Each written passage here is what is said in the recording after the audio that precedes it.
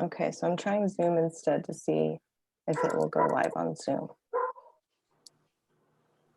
Okay, boom, it's live, but there is the lag. So it lags the amount of time from when I start broadcasting. So just FYI, everybody, comments, it'll be a little bit behind, I think. I'm gonna give a couple minutes for a few more people to get on and for us to get this going. And in the meantime, I'm going to display this photo.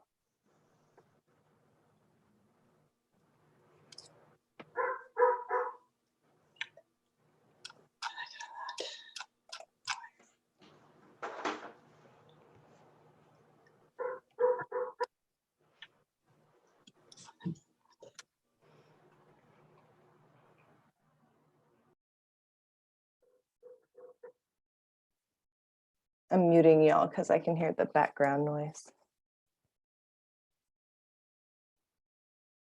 All right, cool. So we are live on YouTube. Oh, hold on, and this is playing audio back to me. All right, cool. We are live. Hold on. Technical difficulties, trying to use two computers at once. Y'all are gonna have to excuse me. So I don't know what it is about Zoom, but for the 420 Streamathon, it would stream to Facebook, but refused to stream to YouTube. And now for this patient meetup, it is streaming to YouTube, but not Facebook. So I don't know what's up with that. I'm sure it probably has something to do with the fact that like everybody is using Zoom for so many things. So I'm just going to not really worry about it. It's Saturday. Everybody will be able to definitely look back and watch this. I can see that it is going. All right, good. So I'm going to go ahead and turn my mic off. It over to Akila. So just one moment.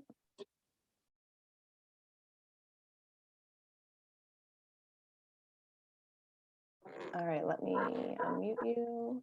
All right, Miss Akila, go ahead and take it away. Well, good afternoon, everyone. Hello. Wait, you're muted. Oh, no. Something's wrong with your volume. I can't hear you. Let's try this one. How about Can anyone hear Akila? Yay. All right. Good afternoon, everyone. I am Akila Winicky. I thank you all for coming to our patient testimony crafting event that we're having today. I'm just going to allow a few more minutes for people to show up. Real quick about me and about Sherry and Brandon, who'll be popping in and helping you craft your patient testimony later. Again, I'm Akila Winicky. I have been on the Texas Normal Board since 2015 after the legislative session that passed the Texas Compassionate Use Program, which does mean that Texas is a medical state by definition. However, what we have in place is high CBD and low THC, and that did pass in through the legislative session in 2015. In the broadcast, you will see with us, we have Brandon, who is our patient outreach advisor. Brandon has been, I'm gonna let Brandon say how long he's been involved, since I've known him for several years and I don't wanna fudge the details. We also have Sherry, who is a patient outreach advisor as well. And so Sherry has been a part of the patient outreach family for, I wanna say, about a year, but again, I'm gonna let Sherry go through the details of that. And now, still just gonna wait and give a little bit more time for people to join. I hope everyone is having a great Saturday. I hope you all enjoying this beautiful weather, because I know I am.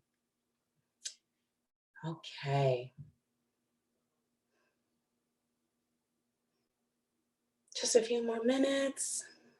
All right.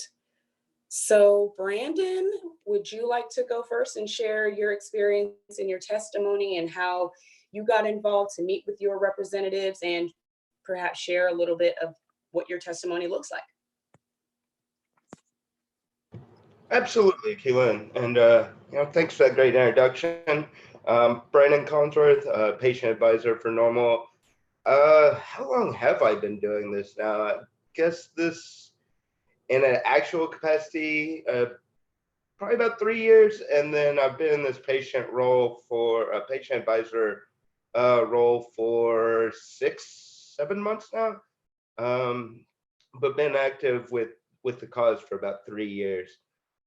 Through my friendship with Keela and Dave, who was also on the board. For me, this was an interesting journey because I never really expected to be a part of this. Even though I was using cannabis for medicinal uses, I never expected to be a part of the Capitol and the movement and talking to my legislators. I even went as far as telling Dave that I would never do that.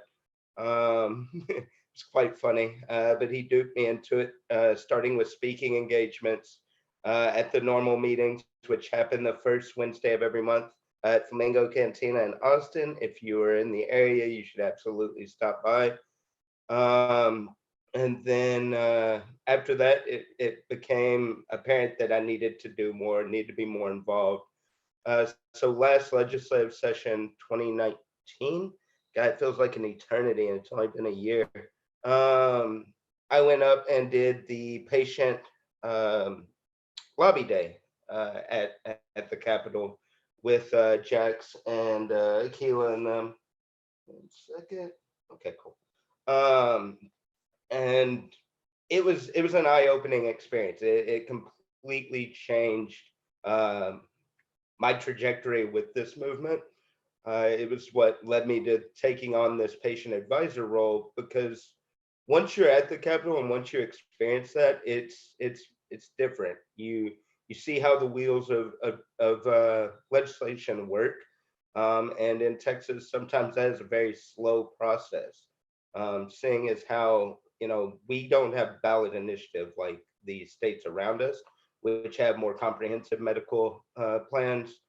So for us, it's really important to do these kind of statements and testimonies, because our legislators are the only ones that can pass these bills, and that's why these kind of interactions and your stories are important. And for me, once I saw that, and once I spoke or wrote up my testimony for the binder last year, and I'll go over some of that in a moment, you understand why you need to be a part of it. If you want to see change, the best way to do it is to be involved, just so they know what their constituents actually want and are supporting. So as far as your actual testimony, mine was pretty simple. When you're writing from a personal perspective of a disability or something like that, it should flow really easily for you. It's one of those things. Once I started writing it, it just started to flow, and I actually had to trim it back to maintain like a 1-page limit for it. But I started out, I explained my disability, which is cerebral palsy. It's the #1 mobility disability in children in America. I did not know that until actually working on my testimony. So I wrote, about that, explained what that was, what the disability is, how it affects me. And then I moved into my actual, like, a breakdown of my life and how it's gone, and how cannabis is a large proponent of my wellness plan, I guess, be the best way to say it, along with other facets. Then after that, I kind of talk about where we are as a state in comparison to those around us. As I said previously, all of our surrounding states, Oklahoma, Arizona, New Mexico, all of them have comprehensive medical plans. And so I, lay that out and then pretty much end it with a challenge about, does Texas really want to stay behind Oklahoma in a medical facet? My representative Zaffarini, Jiz Zaffarini. She is a large medical, one of her big focuses is medical. So I made sure to, point that out in my letter to her, directly, explaining, if you champion all these medical causes, you should definitely be on board with this, because she hasn't voted in support of the teacup on uh, either of the last two sessions. So I definitely personalized it to her to, make that push. And that's one of the big important things about, finding your representative and read their bio. They're going to list all these, their accomplishments and their causes that they champion. And then craft your testimony to them, specifically when you're writing to them. And then for the one in the binder, you want to keep it pretty simple and pretty generic, because you're speaking to a large panel of representatives.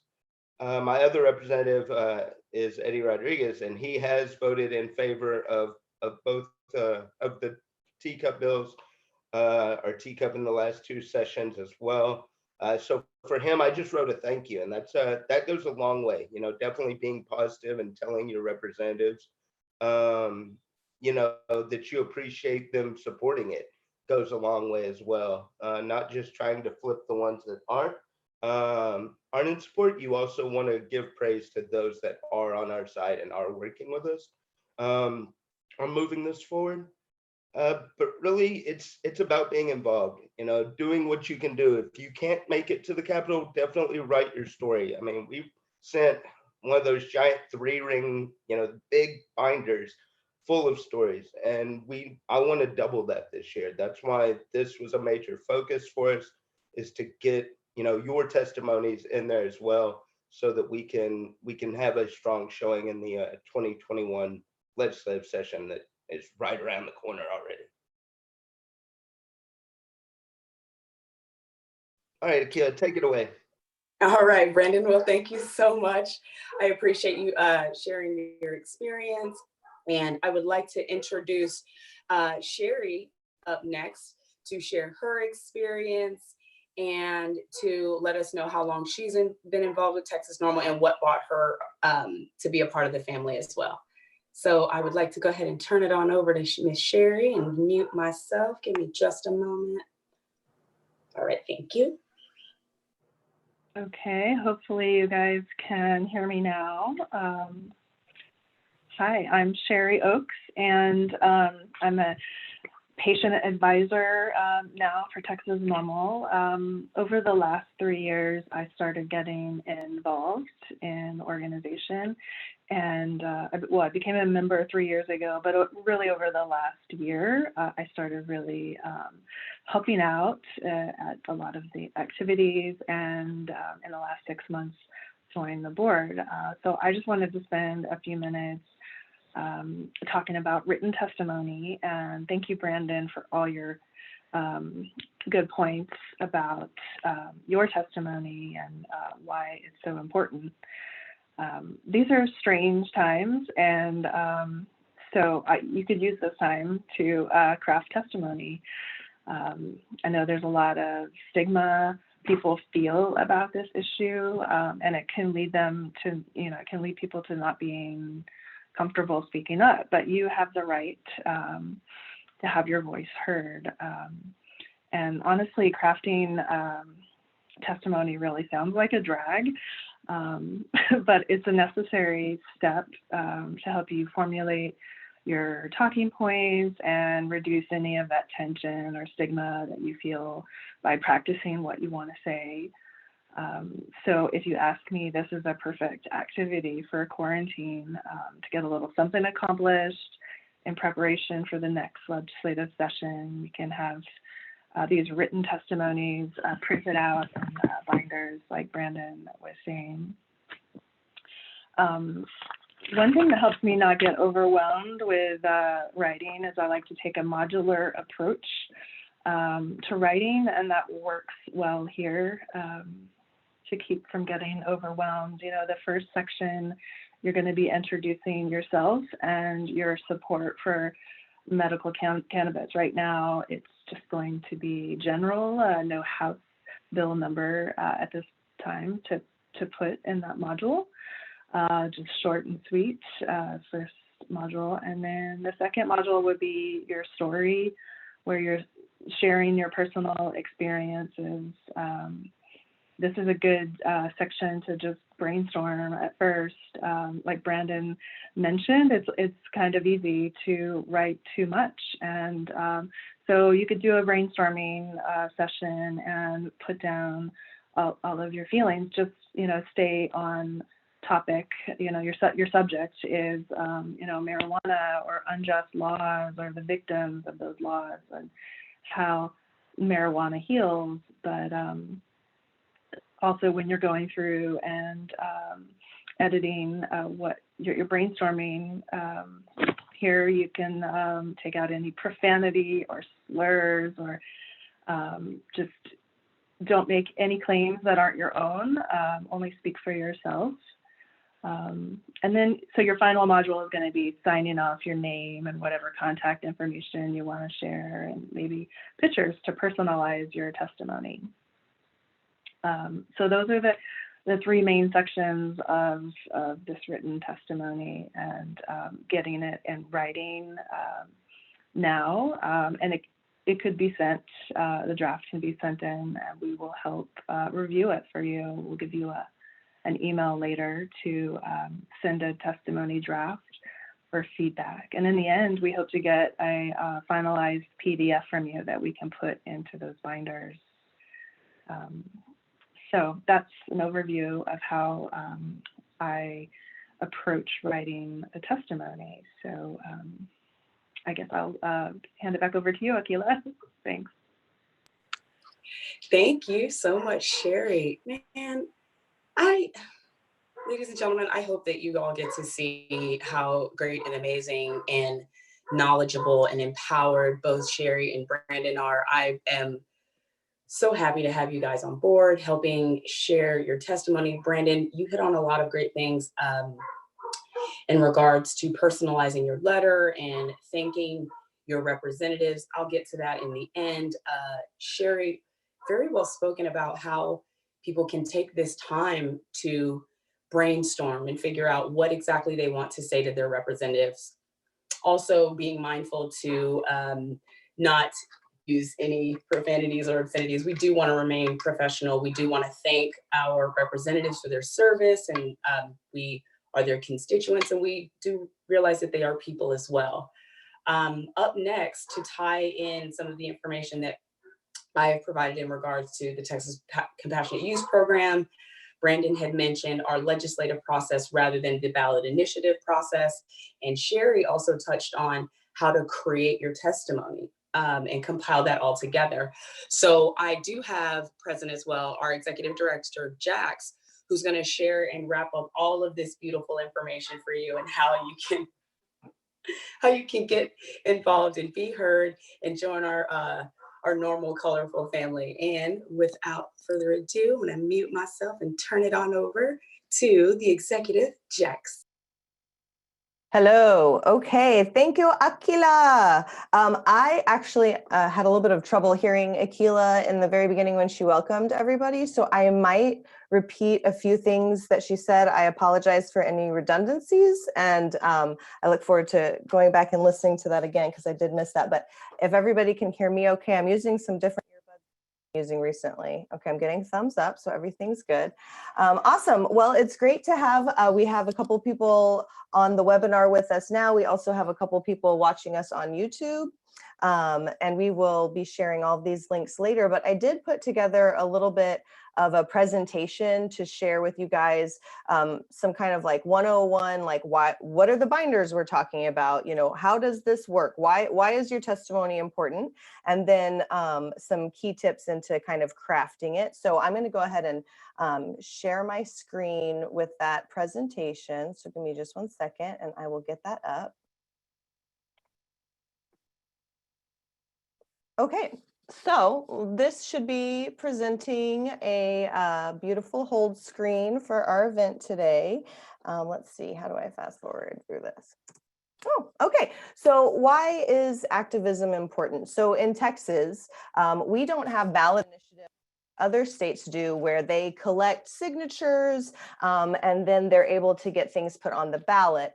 Our local initiatives are limited by this HB 2231. So statewide initiatives, you can't change the drug laws because in 1997, there was a medical cannabis local initiative that was going to be up for vote in the fall, and there was a lot of support for it, and some people decided to go and smoke some cannabis on the courthouse steps, and they were arrested. It resulted in some bad press, and then the Capitol being like, oh no, we don't want local places being able to change the laws on this. So they made a bill saying that drug laws could only be changed at the state level, and state level ballot initiative is something that only changes the state constitution, and those joint resolutions is what they're called, have to have a supermajority and super high targets for passing because it does change our constitution. So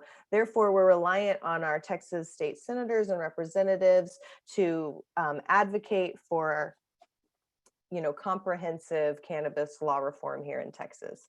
So talking about the political cycle. So in Texas, we have a 2-year cycle. And right now we're in the political electoral portion of that cycle. And, one of the reasons we're doing these virtual events is, of course, because of the public health issues surrounding the virus that's going on right now. We recognize that in the patient communities that we work with, there's a lot of high-risk people. And so we wanted to make sure that we're bringing this content to you. But similarly, when it comes to the primary runoff election, which I'm not sure if you can see my cursor, but right here, the top one, it was scheduled to be, slide hasn't changed. On mine, it shows that it is changing. I apologize, guys. Here, I'm back. Why am I having so many technical issues today? This is,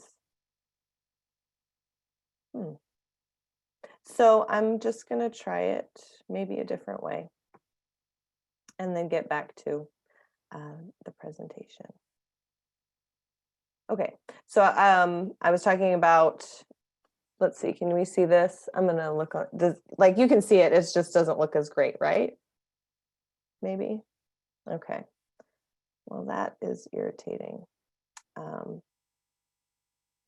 And now, because it says I'm presenting it, let's close that. It's stuck on that other slide. I swear. Okay, so we were talking about this political cycle. I think that we can see it now. Okay, YouTube is telling me we're good. Everyone, thumbs up. We're gonna get through this, guys. We're gonna do it. Okay, so primary runoffs, right? So we had the primaries back in March. Those are where the political parties kind of choose who's going to represent them on the ballot. So you have a group of Democrats and a group of Republicans vying for their place on the ballot. And in some cases, there are runoffs. And I believe there's 30 some odd cases like that in Texas where there's going to be a runoff. And they were scheduled in May, but now they're being moved to July. You'll see you can start early voting on July 4th, and election day is going to be on July 14th. And I do want to point out that one really important race is happening in the Waco area. You guys may recall a gentleman named Pete Sessions, who was a stopgap again and again and again in the Texas legislature. And he is back in Texas after losing in the DFW area and thinks that he has the ability to run in the Waco area. So if you live in that area, please be engaged. After the primary runoff elections, there's going to be these political conventions, and political conventions are where each of the political parties decide their platform. Their platform is like their basis of principles on all these different topics, maybe taxation, public school, cannabis, gun rights, all these different types of things. And the platform is made up of individual planks, right? So it's how you build the platform. And so it's really important that we have people present having really quality conversations about what their cannabis platforms are. As of right now, the Democrats, Republicans, and the Libertarians all support different types of cannabis law reform. So definitely take a look at your party's political platform. If you see a way that you think that you could improve it, I think that it's really important that we have those conversations. So please reach out.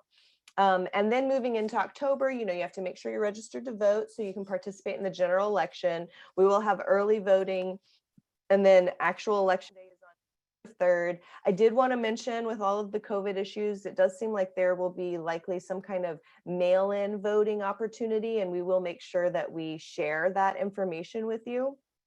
And then just 6 days later, legislators start pre-filing bills up at the Capitol. And then that's where we move into the legislative portion of our 2-year cycle. And we get 140 days of session, unless there is a special session called.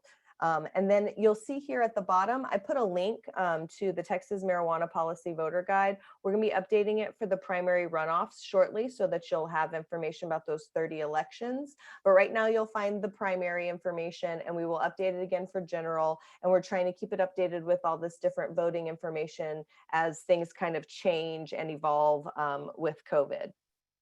So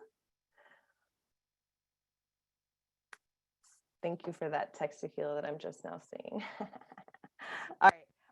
Also, I wanted to mention, we're kind of covering a lot of content. And if you look at your screen at the bottom, if you're watching on the webinar, there is a Q&A bubble. Click on that, type in any questions you might have, and we'll answer those at the end. If you're watching on the YouTube, then you can add some questions in there.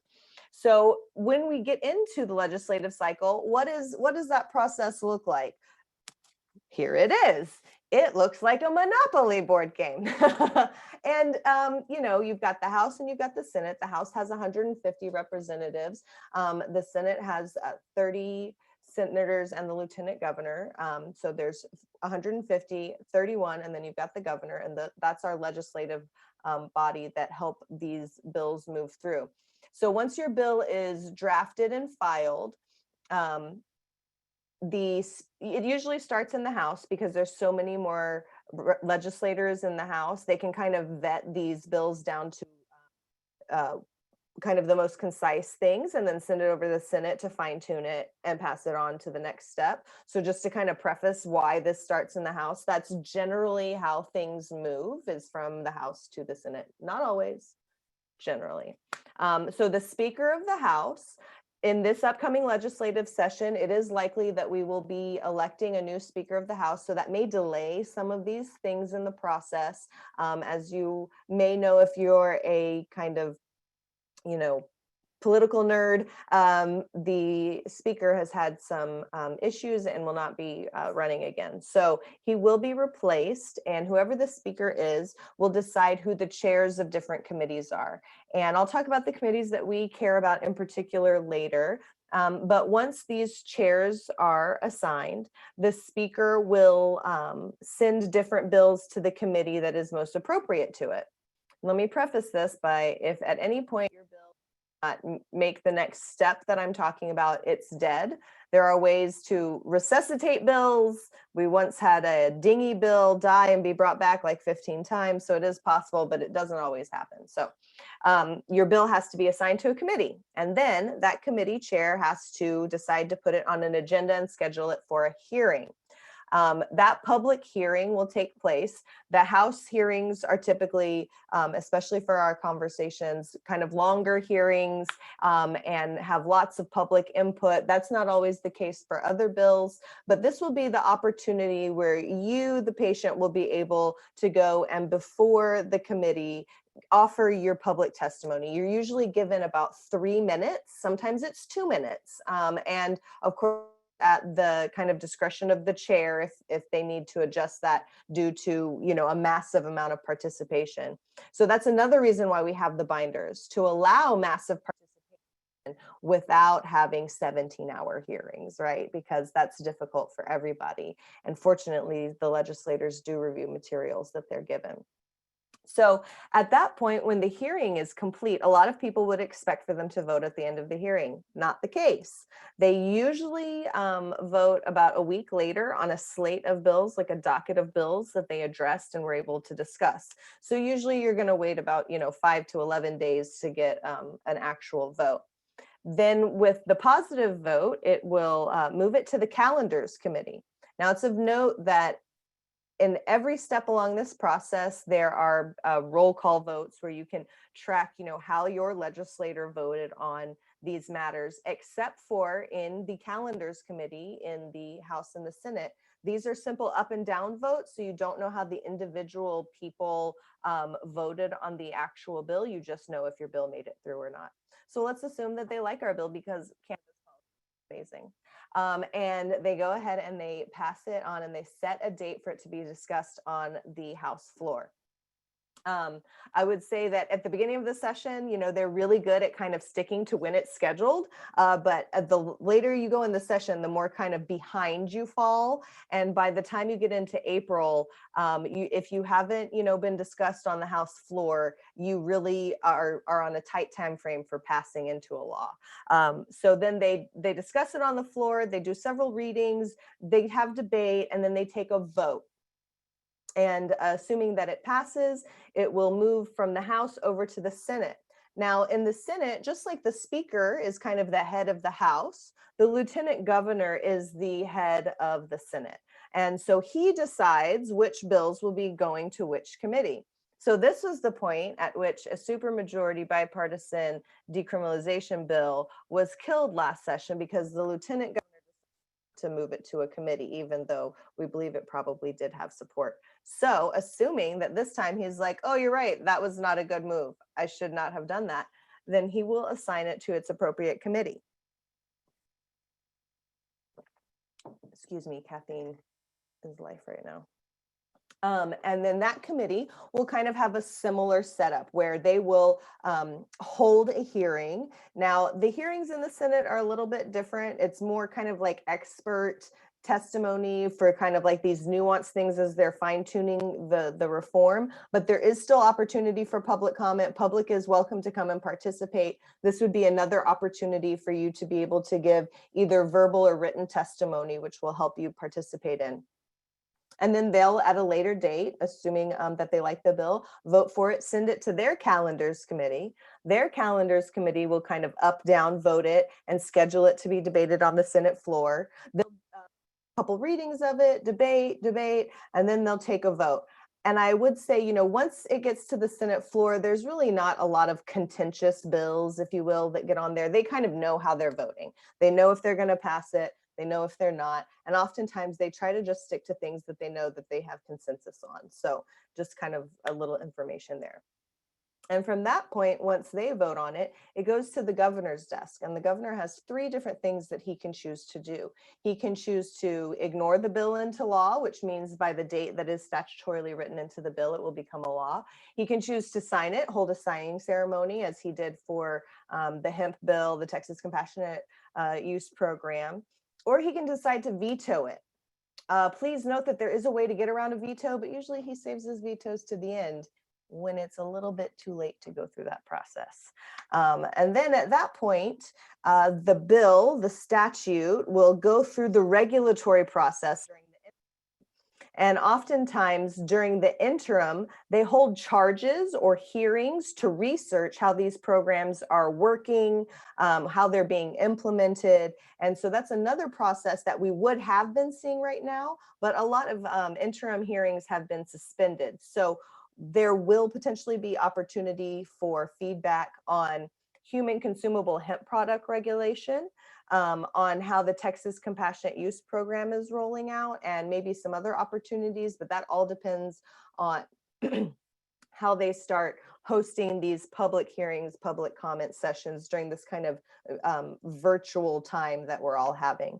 So hopefully that was not, like too much baptism by fire, but that is the legislative process. So whenever you're preparing to talk about, your personal testimony, oftentimes you're going to your legislator, right? And, incumbents many times when they're elections, we're not sure where you are, but you probably have a good hold on if, your incumbent legislator is likely to stay or not. So this is a link right here that you can click on, put your address in, and you can find out who represents you. My TLO, the Texas Capitol website, is a great hub of information about legislative stuff. So once it pops up who represents you, you can say, oh, Senator Whitmire. Excuse me, I'm sorry to just cough in your ear. Rude. And you can click on his name and you can kind of go to his bio and read a little bit about him, or, look up, Representative Donna Howard. Now we know that she's a nurse, that she has served on these committees, what kind of bills she authors. And doing this type of research is really important so that you understand, how to talk to your legislator, like what is important to them. Health issues? Are they all about criminal justice issues? And that will help you kind of like tailor your personal testimony to them and to the greater legislator. So let's see. Next one. So these are kind of normal things that I like to look at, review, and kind of ask myself whenever I'm preparing to go with people on visits or helping them prepare for visits. Who are they? How have they voted? What school did they go to? Would it be great to open up with like, hey, hook them, or not, because there's some rivalries. Maybe you don't say that, right? Look what kind of bills they've sponsored. Did they author the hemp bill? Well, then maybe they're interested in talking about some solutions to the testing issues, right? Go to their social media and kind of see what kind of presence they have. What committees do they sit on? That's the committees that we care about, you can see listed here: criminal jurisprudence and public health in the House. Also, you could say agriculture would be important now that the hemp program is out. Any changes to that we would want to see would probably be under agriculture. And then same in the Senate: criminal justice, health and human services, agriculture. So those are places that we're going to be watching. And if they sit on those committees, depending on who's speaker next time, they may be on those committees again. We won't know until about January, February of next year. So then I put a little helpful link down here to help you learn a little bit more about your legislators. And this will help you customize your talking points when you're talking to them in particular. Sherry talked a little bit about some helpful tips, and I think Brandon touched on a few things as well. But I just wanted to real quick, I'm going to slide this down. I just wanted to real quick kind of go over some of these things that I think are important. I said during the hearing, you only have about 3 minutes to tell your story. And therefore, this is why I say keep it to about 1 page. 1 page of solid print is about 3 minutes of speaking time. And usually just a 1-pager is the best kind of thing to hand to people in personal meetings as well. So 1 page is ideal. I would start off with your name and your support for medical cannabis. There are bills or interim charges or different things like this that you could customize it for if you're submitting yourself. But having it just say that you support a comprehensive medical program helps keep it generic for multiple uses, right? Assuming that you are cool with allowing us to use it with legislators and meetings as well. And Sherry talked about kind of like how to compose your story. And I like thinking about it this way. You have these different elements: you, the protagonist, or your family member that you're caregiving for; the antagonist, so maybe law enforcement, your lack of participate in Teacup because of not having a qualifying condition; the restrictions on THC percentages; then the plot, which is the chain of events. So you were, on 14 medications, you started using cannabis. Now you're down to 2 medications and cannabis every day, but you're not able to participate in the program. So therefore, you find yourself breaking laws. And then the climax, which would be, perhaps, as is the case with someone that we learned about in the Panhandle, you were arrested for your medicine, and what kind of implications that had. And then, what's your theme? What do you want them to take away? Is it its therapeutic value? Is it, patients' rights and medical freedom? So you can curate that for yourself, but that's kind of how we want to think about it. And I would select, top 3 talking points. There are so many things about medical cannabis and cannabis in general that are so interesting and amazing that it can be really easy to go overboard. And we need to understand, we do not want people and information. Start with, these 2-3 points, focus on them, research, what will speak to them, and really try to break in and get the conversation started with that. And then slowly, as their interest is piqued and they ask questions, you can bring in new bits of information, data, and topics for them. If you have a medical condition, make sure you use the terms associated with it, the specific illness. What does it mean briefly? For example, Brandon, how, what does it mean to live with his condition? How does that affect your everyday life? And that will help give them some relatability and some like human impact there so that they understand the real life implications.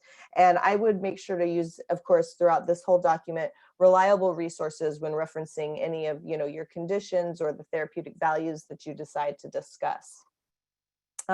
Moving along, I would stay away from making claims except for your personal experience.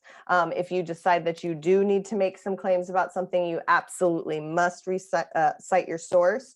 I would also really stay away from using the word cure. There are very few cures in the world, but there are quite a few really quality, comprehensive therapeutic treatments that you can use. Make sure you read over it, make sure it resonates with you and it really speaks to what you want to say.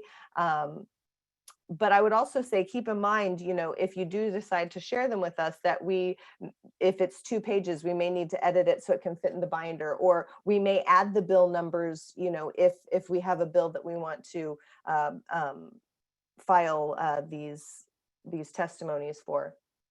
And then sign off with, your contact information, your city, any other information that you'd like these legislators or other elected officials to have, because that's how they'll reach out to you if you have questions. I've seen a lot of patients include pictures, and I think that's really great, like a picture of the patient and their family, or perhaps I've seen some before and after pictures of like surgery and recovery.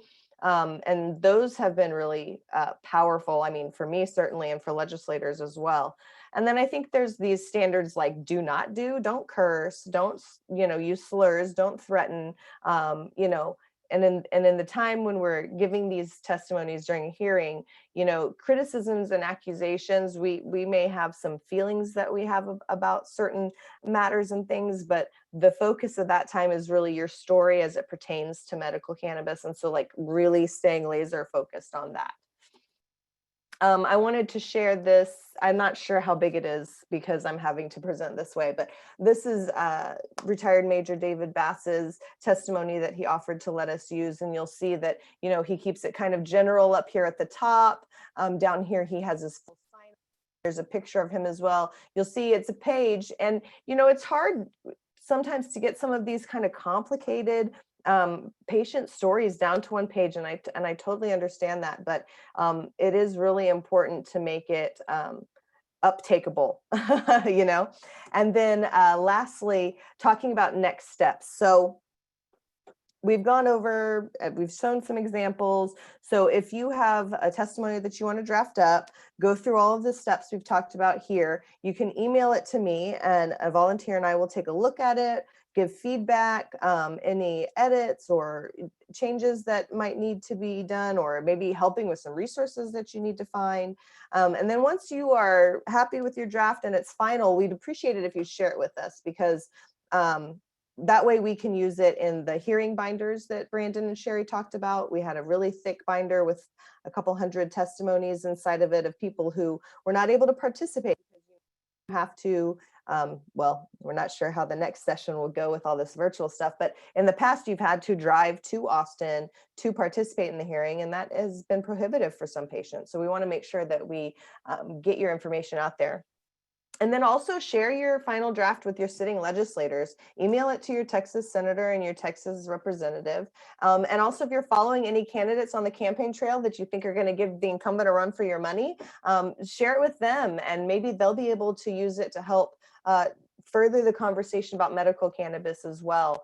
We'll also keep you updated about these potential interim hearings. I'm just really not sure what's going to happen with that. And then, of course, get out the vote, participate in elections and conventions.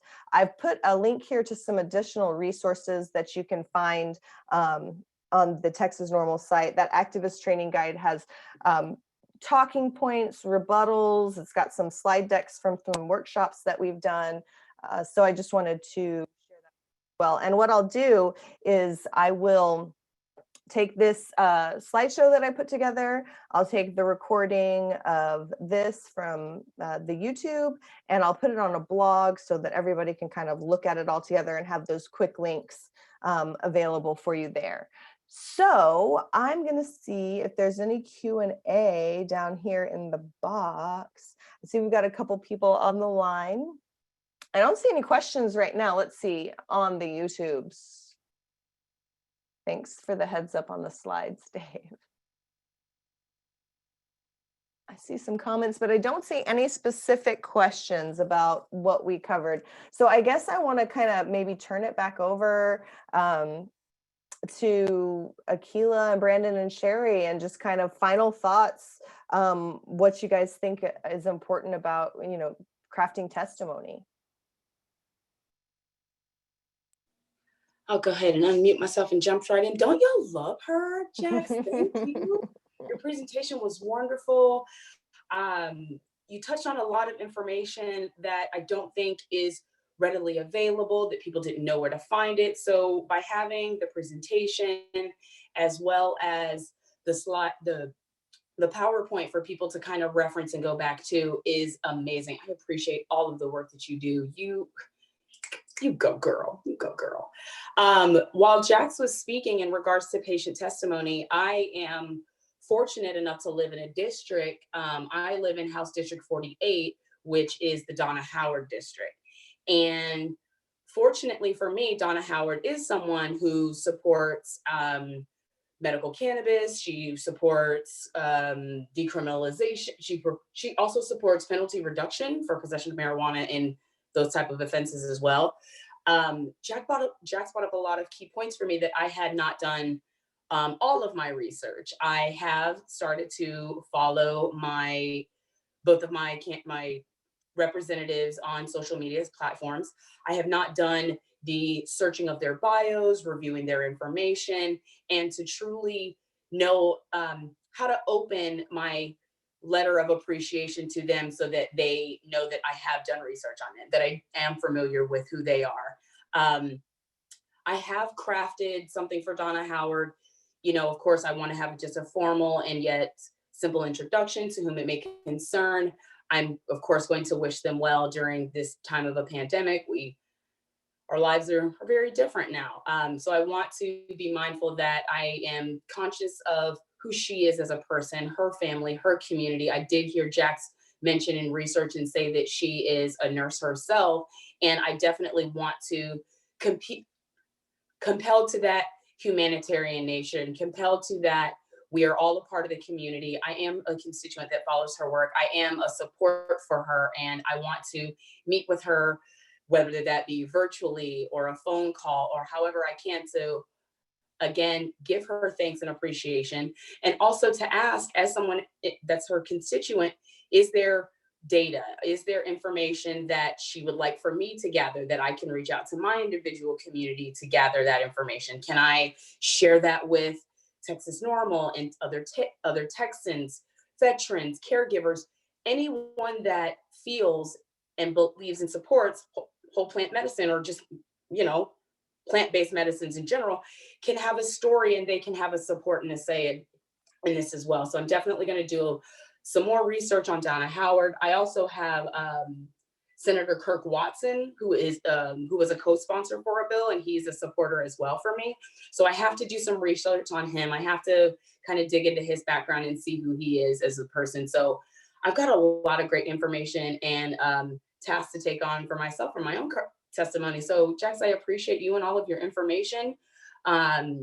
Thank you for being here with us today. And Brandon, do you have anything that you would like to share in regards to what you've gotten out of this, and perhaps some foods for thoughts or something you'd like to share? Yeah, just kind of my final thought on this is to just talk about the importance of this time. Because as you saw in Jax's slide, the session's only 140 days, and those guys are super busy at that point. So getting, you know, appointments and communication with them during that time is extremely difficult. So during this time leading up to the session, this is where we should be connecting with those representatives to further this conversation before bill filing and before everything gets started. So that's why this time is most important. I would say this time is actually as important as session, because this is when they do their fact finding and their knowledge gathering for what they want to look at going into the next session. So absolutely doing that, and then staying on top of the lobby days at the Capitol. If you can come in into town or are in the area, definitely coming to the lobby days, the patient days. They're crucial, especially for getting out and letting them see us in force. You know, that there are a large group of us, and we have lobby days for veterans, patients, general lobby days. So definitely, you know, plan to do those, and just, you know, reach out if you have any questions.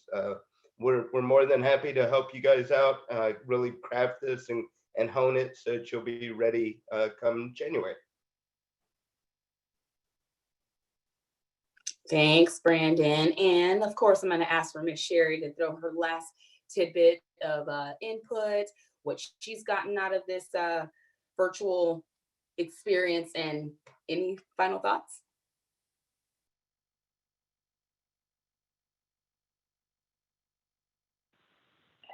Okay, now I'm unmuted. Hi.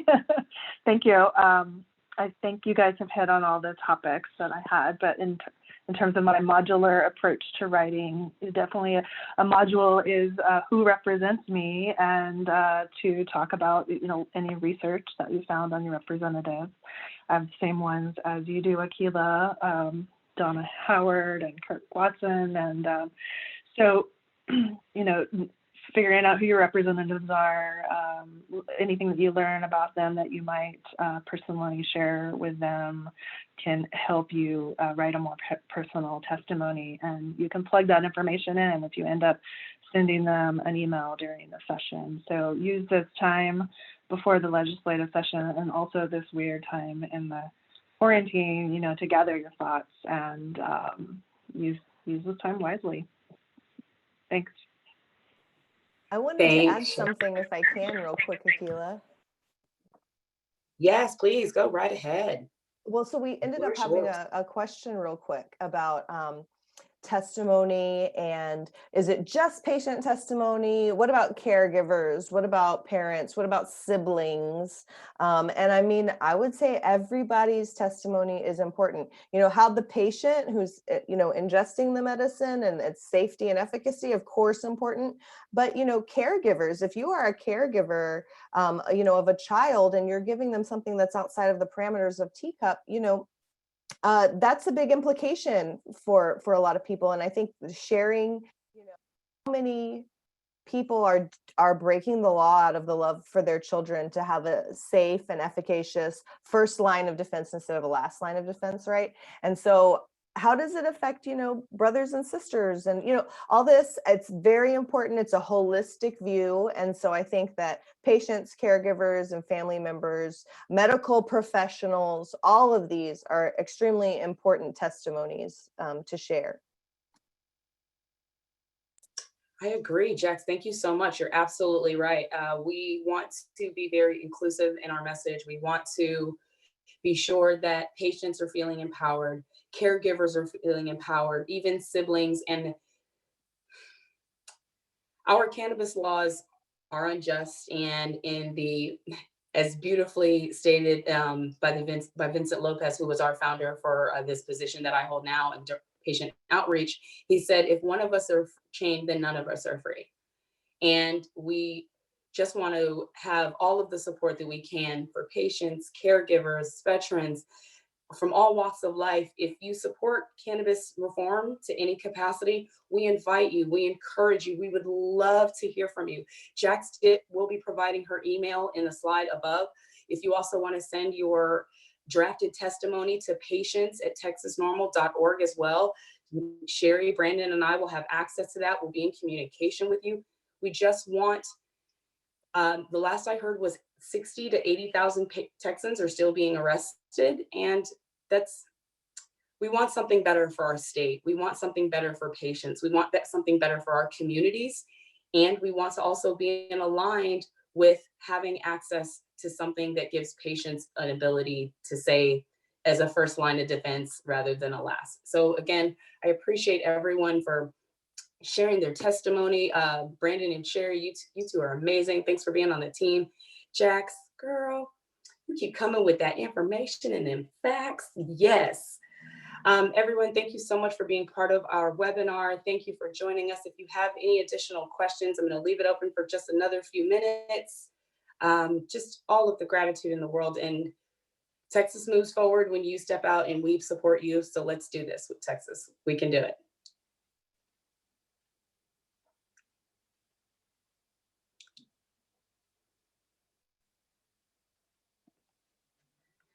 All right. And Jax, will you check the Q&A box just one more time for me, and then we can give it a wraps up? I see a veteran talking about medical cannabis for his PTSD, so I'm going to shoot him a link for the veteran outreach. But otherwise, it looks like we've pretty much hit everything. Yeah. So we'll get this video up. We'll get the slideshow up and quick links, and I'll have a URL to send out to everybody shortly. I appreciate all that you do. Sherry, high five. Brandon, high five. Bye, everybody. Thanks everyone for joining us. Bye.